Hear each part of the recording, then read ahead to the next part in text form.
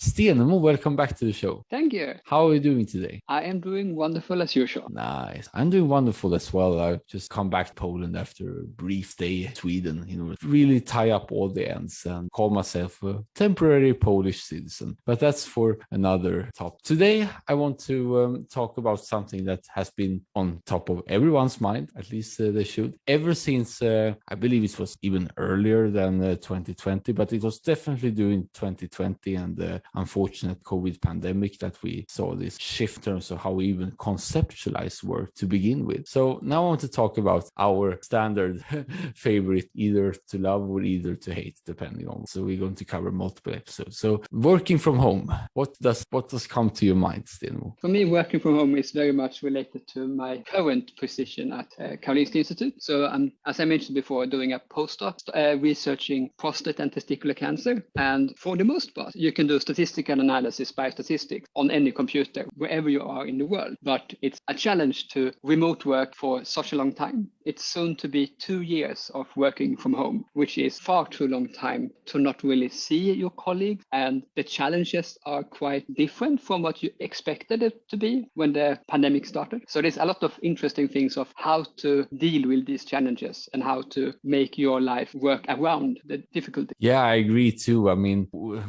I believe there are some like common or maybe some traditional, like, okay, you're in a particular place and then when the day ends, you go back, you have a separate life, and then it became completely utterly squashed when it was time to change it. So I guess it was kind of the same for you, or were you anticipating some kind of remote solutions even beforehand, considering your position at that time? So when I started the position, COVID had already started. So for this position I'm currently doing, it was always in the back of everyone's mind that most of the time, in the beginning at least, would be done online or remote work. But no one expected it to be for such a long time. And the longer it progressed, the more we realized we should have special solutions to work with, for example, having a specific email solution for some kind of questions. And for other questions, you would book a meeting and have a Zoom meeting, for example, where you can share your screen, because some things are so hard to do if you cannot show your work. Yeah, exactly. And then we got introduced to everything with Zoom and Teams and all this kind of Zoom etiquette and all that stuff. But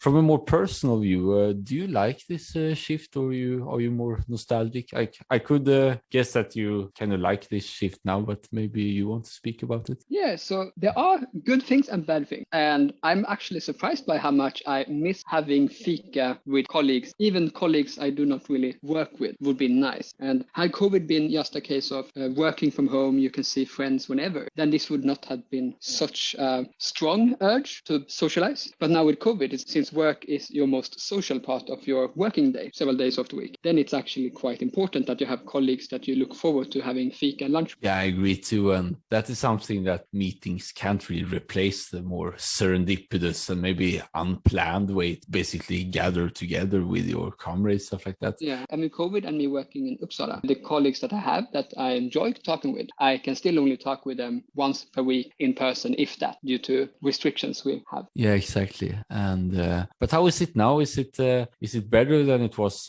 when COVID started back in March 2020, or is it still like this kind of you have to be at home because of everything restrictions? Is it better or worse? It's interesting with Omicron and the start of the pandemic. It's actually quite similar. So now that Omicron has been quite successful in Sweden, it's actually basically back to how it was the first few months, where we didn't really know how bad it was going to be and people were very scared. And now it's a case of everyone knows that they're most likely not going to die, but they are still restricted so that they, unless they have had their third shot, they could still end up being sick for quite some time. Yeah, exactly. And so I guess like with this new context, you could still have probably a better sense of working from home, since you kind of like done this before compared to like the initial shock. Because I've heard from many like institutions that I were involved with during the beginning of the pandemic that it was like a complete shift. It was almost like a crisis. But now it's like, okay, it seems like the restrictions are more up. Let's do it again. We've done it before. So I I guess that there is no such thing as more panic nowadays if Omicron decides to become more prevalent in the modern workspace, at least in KI. Yes, I agree. Okay, nice. Because one thing that I'm particularly interested to hear from you is like how you handle these so-called good and bad thing with remote work, because I believe that this is such a topic and everyone can handle it differently. And I've written an article about this before, which I link in the show notes and description, where I outline how there is extremely good benefits with working from home from a more freedom standpoint. So we can talk about these, and also how to mitigate the bad aspects of basically turning your home to a workplace which you can never escape from in the worst case scenario. So that would be good to elaborate on both ends, so to speak. So let's start with a bad thing. Have you ever had some challenges like in the beginning or now in which you felt like, oh, maybe it was better if could like be in the office after all, aside from the fika? I think for some questions, it's I'm sure many people who have this kind of work where they are the expert, but sometimes there are related things that you are not expert in, and you end up spending so much time trying to figure out a very basic thing. It's like when you start a new position and you can't find where your pen is or where the office scissors are, and you could spend an hour looking for them, or you could ask your colleague that's sitting next to you, where are they? And you save so much time to have someone who can give you a run for all of these basic questions. And I think many people have realized that the steering documents, the document you get when you start, are not enough for actually solving these basics. So I think that's a wake up for some of these basic things for me, that yes, you have to ask a lot of basic questions, and emailing to ask a basic question and waiting for it for response would be so much time wasted. So you basically have to write a list, and when you find things that you can do and run out of them, and then you're stuck at all these things because of basic questions, then you can just call someone and ask about these basic questions to get you forward. Yeah, and when I think of like basic questions, it's like you mentioned like pen earlier, but are there more like practical, logistical things that maybe it's like you don't really think about when once you're there, because like everyone is there, you could just like grab someone real quick. Those are the more basic questions, if I understand you correctly. Yeah, exactly. So do you have any other personal challenges apart from these like basic? Because I'm going to list like some that we could like discuss earlier, but before that, do you have any particular what can you say, demons apart from like a bad internet connection that even maybe continues to interfere with some of your projects with other colleagues? I can't think of anything on top of my head. Okay, that's interesting, because I can add on my part that I've been in such a position, so I haven't really worked on a normal place at all. I've been like worked remotely in my entire life, apart from some summer's job when I was in high school. Like for instance, the position where I'm at right now, apart from the total living, is in Amazon, but that's also a virtual position. So for me, it was very interesting to see like how diverse the reaction was to this phenomenon. When for me, it was like, okay, I already lived through this, and my parents had kind of like the same virtual lifestyle as well. So for me, it wasn't really a shift at all. So it was interesting to see like that there was a much bigger problem than was previously anticipated for me. And maybe it all comes down to like personal architecture as well. And do you want to comment on that, Stenemo, on like on particular my part, that some people could just like have worked from home as much as possible to not see any difference with the more mandatory aspects when COVID came? I agree with you. It's an interesting observation that for some people it's business as usual, and for some people where it could have been business as usual, they were not ready for it, prepared for it, so they ended up actually having a big challenge. And then for other people where you would expect it to be difficult, some of them had a difficult time and others were able to find a solution that made it so it wasn't actually that hard. For example, for many teachers, where it's been said that it's both been said that everything is going to go online, and others have said that everything is going to be personalized and even more in person. And depending on the institution, it's been going in a different direction on how easy it's been to digitize and make it remote homeschooling as well. Yeah, exactly. And I think it's so interesting when it comes to the more education side and the rise of different like MOOCs or these massive online courses. I mean, if it wasn't for COVID, I wouldn't think they would be as popular as they were then, because more of the necessity side, because like when schools are closed, they have to reach an alternative nonetheless, and everyone is not great at Zoom in the beginning. And yeah, I also agree with you, like there could be people like working mostly in maybe software positions that were already in this kind of like digital nomadism. I believe that digital nomads had a very easy time of switching to the more virtual thing. I believe that even for them, some of them may have had a hard time with surprising things regarding if you're a digital nomad working in cafés and all cafés are closed because of COVID, you might end up realizing that your studio apartment is too small to actually work from home. And I know there are many people who decided to buy a bigger apartment during COVID, specifically because working from home wasn't possible even for a digital nomad. Yeah, that's interesting too, the fact or the realization rather that work needed in order to finally move up apartment, stuff like that. And I guess when you talk to them, they had their understanding of the issue was like, okay, I can't work because basically I'm unbearable to basically be in my bed all day. Was that the reason why they shifted? Yeah, having had your entire workspace be dependent on a cafe or similar place being open. Yeah, exactly. Then it will be much easier. But now, because I want to discuss now how important the home interior design is for work, because for many people, I heard that very importantly, like, okay, here is a designated space in which when you sit there, you work. And then when you go to another space, you are basically doing leisure activities. And I believe it's good. Like if you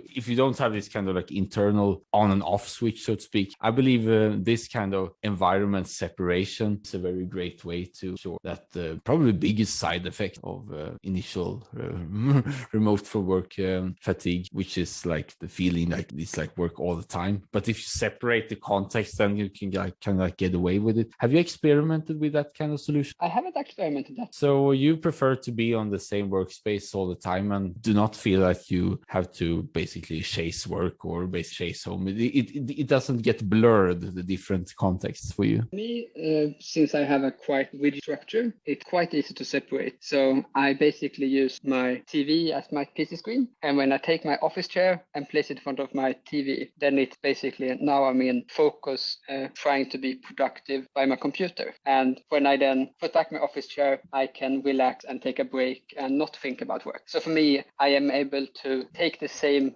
room and repurpose it where I still get feeling of now I'm closer to my TV, I'm using my work keyboard, and really this is where I'm supposed to be focused. And I try to make sure that my phone is in do not disturb so that I cannot be distracted. Okay, so you're kind of deploying another tactic, which I heard is called the ritual, in which you're like, okay, now I do this particular set, I change, for instance, tools, I make sure to get this enormous cup of either coffee or tea and then play the right music, stuff like that. Is that a technique that has served you well? Yes, exactly. That's a good summary, the ritual. Because I'm kind of doing the same when I get up in the morning and write my blog post, that I turn on ambient music. I turn on as well a sun lamp because it's dark in the winters, especially in the morning. And that gives a very good feeling for me. Like, okay, now I can really get the creative juices flowing. And it's very fascinating to me that all with these different cues, you're suddenly like, okay, now it's work time to basically get stuff out. Isn't it fascinating? Yeah, it's very fascinating how your mind requires a certain setting or environment and a certain priming to be able to do its best. Yeah, exactly. But I also believe that one should, if possible, go beyond just like rituals. And because you mentioned the rigid structure, and that's something I recommended in the blog post. Well, let's basically use your calendar as your guide for the day. Because if you don't have like, okay, here is the work, you're going to do this as many hours and then come back, then you're pretty much in big trouble, according to me. So I guess you're a pretty good advocator of the calendar as well, especially during remote. Yes, for me, the calendar and of course a complementary to-do list are key for me to be able to know what is it I'm supposed to be doing now. Yeah, exactly. Because then it's not really really so much all about like I have to do the work. It's more like, okay, next task. And if you get into that mindset, then you pretty much get into flow quite easy. At least it's been my experience. And I guess that your tactics of getting into this flow state is not only to adjust the environment, but also to really make clear like, okay, this is what I'm working on, this is what I'm trying to achieve at the end, go. Yeah, exactly. So another thing that I heard many people struggle with is the notifications off and minimal checking. And that's just in general. I mean, notifications like running into when you're working, it's kind of like a catastrophe. So, and you already mentioned that you put it in a do not disturb mode. And I guess we're pretty much in agreement that you basically should shield yourself during when your most vulnerable time when you're actually producing. Yes, exactly. And one thing I want to talk about as well is I would say it's more of a more body sense, because it's easy to basically resonate like, okay, because I can work from home and I can order meals, I can eat there and I can sleep in my home, of course, I basically do not need to get out. And I can understand that, especially during these lockdowns, been more like encouraged. I don't know if it has been severe as now. I don't think so. But I'm personally a very big advocate that you should still get outside, especially in the morning, to get sunlight. How are you? How is your experience with getting nature to you despite being in home? So luckily, I live in an apartment that gets a lot of sunlight. I have my balcony in a direction where I get a lot of sun. So in the summer, I can sit on the balcony and really enjoy the sun when it comes out. So for me, during the summer month, I don't have any problem with getting out and getting fresh air. Now in the winter, I also use a sun lamp, and I try to take some exercise, not always outside, but I have a VR headset that I can do for some morning exercise just to do some movement. So how are you using the VR headset? Because that's more like the next level of futurism, and it would be cool to see what's happening at your place. Yeah, so my morning ritual is quite long and varied, but in essence, I try to do my flashcards on Anki for a few minutes every morning. While I do that, I also have my sun lamp, and then I do some work. And then for my first break, I do some quick exercise using my VR headset. Currently, I mostly play the game Beat Saber, where you basically wave your arms similar to Guitar Hero, but doing an obstacle course rather than playing music. That's so cool, because I'm a very big believer that every activity that you should do, you should make them as fun and enjoyable as possible. And this is like one very clear example of like, okay, I need to move. Why not make the most out of it and actually turn on your gaming mindset and basically do as much as possible? And I guess it works tremendously for you. Yes, it's good to have that once you started working, you know that you can look forward to your first break where you do some fun activity. Yeah, exactly. And I guess you have mastered the game at that point. Yeah. And it's also the case of, if you know that you have a challenging task to do, you should try to do it early in the day, and then you can look forward to celebrating that you start. And as you know, with a 2-minute rule, that once you started working on this thing that you've been postponing to do, but after just a few minutes, you actually start to enjoy working on it. So then it doesn't really feel like a challenge as long as you get going on it. Yeah, exactly. That basically take action as soon as possible. And I believe I covered this, or I will cover this later, this action feedback loop, that with informed feedback, you know if you're on the right track, and that is in itself can be very motivating. And there are great research showing that if you make errors as well in the beginning, that's actually very advantageous and very beneficial for focus, especially for neuroplasticity, since we humans are naturally pattern recognition machines. And when we see errors, then the focus really ramps up, because it's all about pumping in epinephrine to the system. More technical details, but the reason I tell this is that I believe for almost all of us, it can be very intimidating to like do a new or possibly a very cognitive taxing task as well. So just by acknowledging the fact that, okay, I can just like do for 2 minutes and then it's going to basically take care of itself, and I don't need to worry about like doing a mistake, because that is going to help me rather than hurt me. I believe they are very good mindset for activating work in your home. What do you think about it? Yeah, I think so too. So one thing I want to mention as well is that, and that's the thing why I believe it's the main reason why I prefer working from home, because I'm more like, okay, you work from home and then you socialize with your friends on a particular occasion. But the reason why I believe that is I'm a very big fan of structuring your workday as you want to, because you have such such a great freedom when you're at home. So you can basically, okay, I want to eat breakfast that time, eat lunch that time. Now I want to rest, I basically do it. And if I want to work a little bit on the evening, I would do that as well. Basically realize that you have freedom to basically shape your workday in the best way possible. Have you made or deployed some interesting scheduling in terms of work? Yeah, I guess you could say that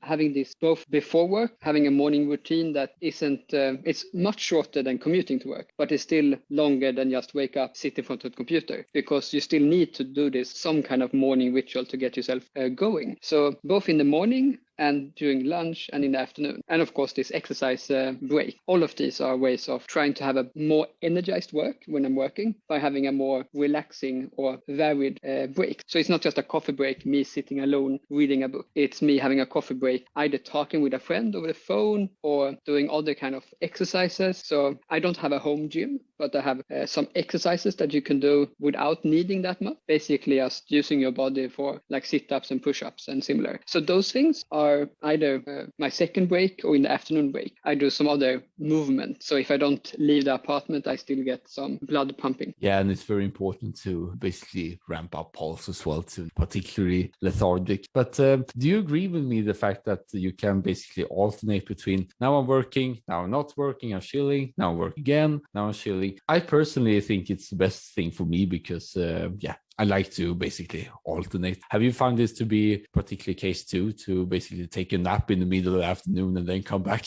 Yes, I think if you're working from home 8-hour days, you have to have either some social lunch or some proper break after lunch, because otherwise you're going to be lethargic. You're going to be tired from having done too repetitive work. At least in my case, sitting in front of a computer is basically necessary for my work. So any work I'm doing is going to make me more tired if I keep doing it 5 hours straight. But if I take a power nap or if I do some exercise, then I quickly get back to having enough energy to be productive. Yeah, exactly. It's good to keep that in mind as well. I've recently heard a very great episode from Andrew Huberman, which talks about how you can optimize your own environment. And he mentions in that episode that one, you should make sure to have screen at eye level so you do not look down and basically become more lethargic than where you want to be. And two, that it's very good to alternate between standing and sitting. So do you think about it as well, or do you think it comes more naturally, like because you're already doing breaks and doing these VR dances as well? Have you thought about it? Yeah, since my work has been in front of a computer for the last 10 years, it's something that I've been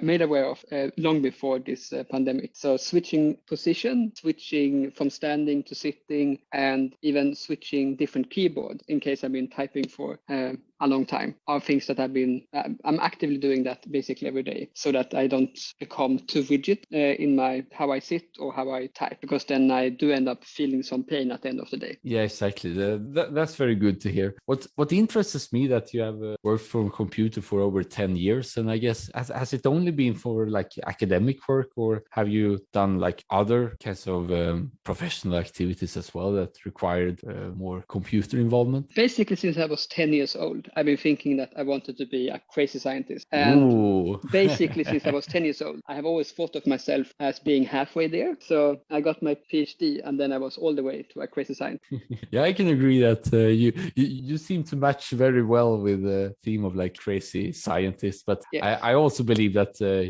you're more than just like crazy scientist. It's more like to life advice in general. So that's something you can incorporate in your resume as well, I guess. Thank you. Yes, I've also been joking about the fact that the difference between eccentric and crazy is very thin, and that as a researcher, you're able to stay on the right side of it quite easily. Yeah, exactly. And now we're really going off topic here, but I can attest to the fact that, it's very close, like geniosity and basically going insane as well. And maybe to kind of steer back the topic a little bit, have you felt like having social connections were very good to basically be more grounded grounded and not too much up in the air in terms of like all these various ideas and concepts. Have you felt like it was good to basically have some interactions with peers in order to not lose touch? Yes, I think that no matter what work you do, you are more dependent on your colleague than you were told when you were studying for this position. So no matter what you're doing, if no one else is trying to help you, if everyone is working against you, you will not be able to be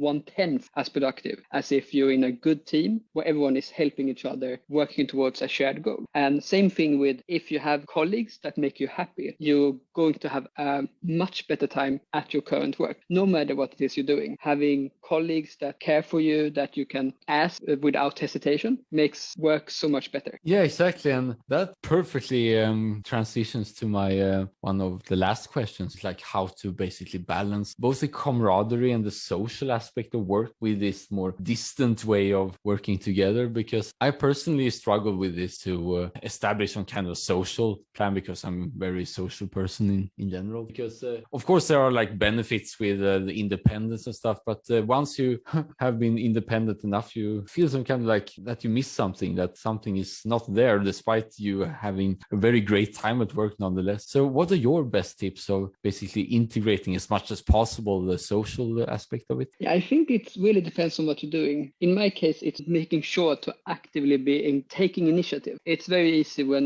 it's the same thing with going from being a student to working, that your social life is becoming more and more dependent on you being the one taking initiative. If you don't invite people over for movie night, and no one else does it, no one is going to be watching a movie on movie night, because someone has to do it. And it's very easy for most people to end up forgetting to take initiative. And same thing with your colleagues, that if you do not take initiative to have a fika break with a colleague that you haven't had a coffee break before, then it's very easy that you end up in this situation where you have a lot of distant colleagues. It's the same thing with commuting in Sweden. If you commute on the train or a bus and you see the same people every day, after a few months of seeing them every day, you could have had a very nice conversation with them. But now that you haven't had it, it feels even more strange to talk to them. Yeah, exactly. That's it's kind of like starting from zero again if you haven't really met. And that was my feeling during 2021 as well, when it was more accepted to basically live some kind of a good social life without all the restrictions and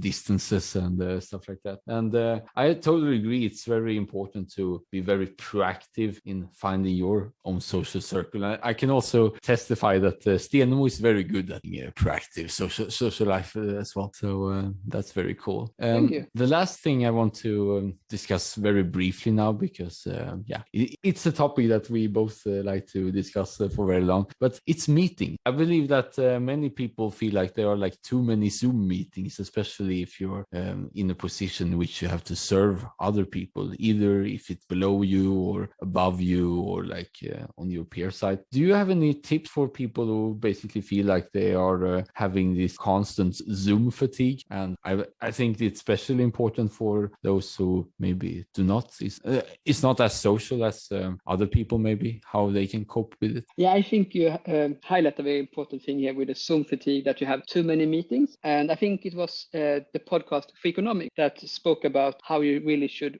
rethink your meetings. And basically, unless you are there because you either serve a purpose or actually need something out of the meeting, you should not be in meeting. For the most part, I've been able to, when I myself am responsible for meeting, both make them shorter so that you have the plan beforehand. These are the things we're going to talk about. And as soon as we finish, the meeting ends. There is no such thing as a 1 hour meeting just because. We should not have a meeting unless we know what we're talking about. So it should not be a weekly meeting. It should not be we do 1 hour no matter what we're going to talk about, because then you end up spending so much time talking about unnecessary things, especially if you do it on a weekly basis, because then it's a lot of repetition week from week. And so for the most part, I've been able to limit the meetings so that you only schedule the meeting when you need it, and only the people that actually need to be in the meeting are in the meeting. I think those two things makes for much more efficient meetings. Yeah, I believe so as well, that the meeting should be a tool rather than just a norm, and deploying it efficiently and really respect all others' time can make it like, because there are some advantages with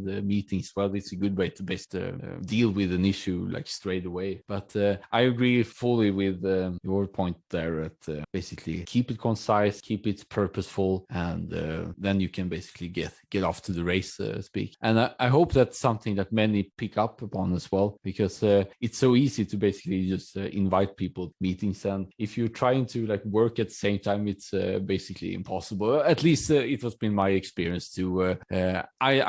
I did not like working like together in groups when in a meeting. It's such a difference, like working and with the concentration stuff like that, compared to if you're in a room with people, because I guess it's more of the non-verbal thing. And do you have any comments about it? And I agree with you. I have nothing to add. yeah, so that's something that apart from this meeting, it could be very good to have basically a good understanding on how to do this. So before we wrap up, do you have any other things you want to say about working from home that we haven't covered so far? I think it's we covered the most important things. I think one thing to always keep in mind is that this is a challenge for everyone, and there are different challenges for depending on what your position is and where in your life you are. If you're living alone, which I'm currently doing, I have a tenant flatmate, but still it's a very different kind of social life. And I think everyone should be aware that this is something that's going to become easier with time. And I think that's the most important thing, that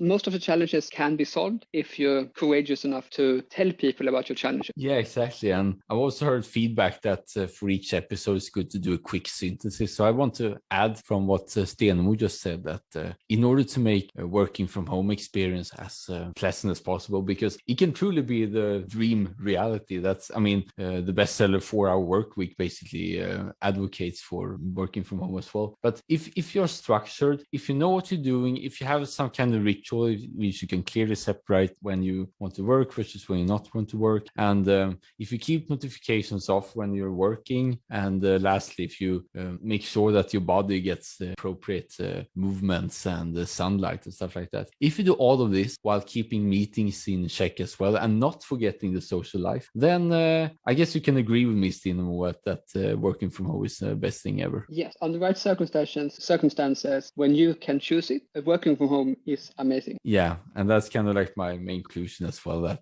especially for me, I prefer work from home, but socialize as much as possible otherwise. So with that, I want to say thank you very much, Stenemo, for partaking in this episode.